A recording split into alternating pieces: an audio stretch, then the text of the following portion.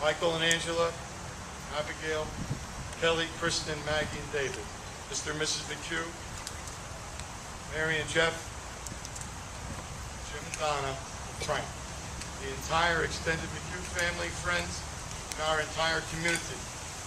We gathered here today to remember Colonel John McHugh, to share with the family the grief and pain you have endured these past few weeks. We will never forget that John died doing what he believed in, what he was brought into this world to do. It was God's will that he took this journey. We all had a harsh dose of reality when we got word that it was John who was killed in Afghanistan. So close to home.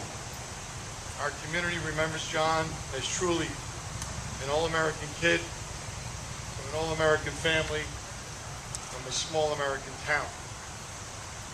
This tragedy tests our faith in our religion. It tests our faith in our country. And we sometimes get angry. I know I was angry when I first got word. That was my first reaction, upset and angry. But we must remember that John truly represented the best that we had to offer the world. There was nobody better than John McHugh. We have no better. We are certain that John did not die in vain. We will honor John in a few moments, unveiling a monument to remember him forever in this park. This will be a fitting place for his family, his friends, and the community to come and reflect at any time and forever. John has left a legacy of freedom. He has taught us the value of sacrifice, work, and virtue, the necessary conditions of freedom. And he taught us the love of family and country.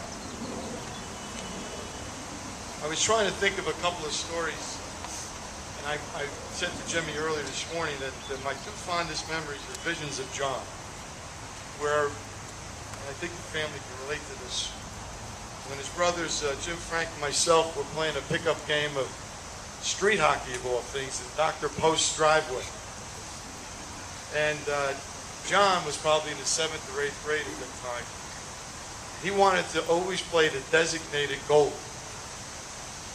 And the vision that I remember is that he came out, and he would come out in the full hockey regalia, with the big knee pads up to his waist, big blocker pads on his arms, the glove, face mask, and everything.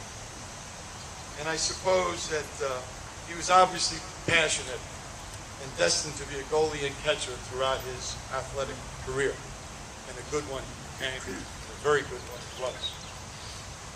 The other memory of John that I had was when I was afforded the opportunity to be an assistant coach for the Venetias, for the Caldwell Post 185 American Legion baseball team. And what impressed me then is that it was just before he went off to West Point, was his poise and leadership on the team.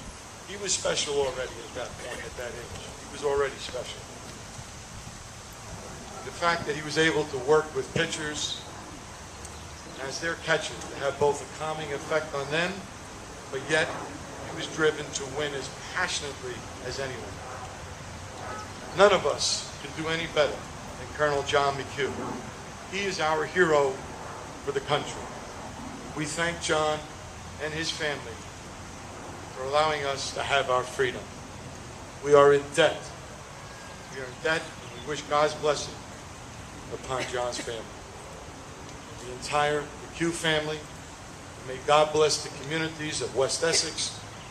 And may God bless America.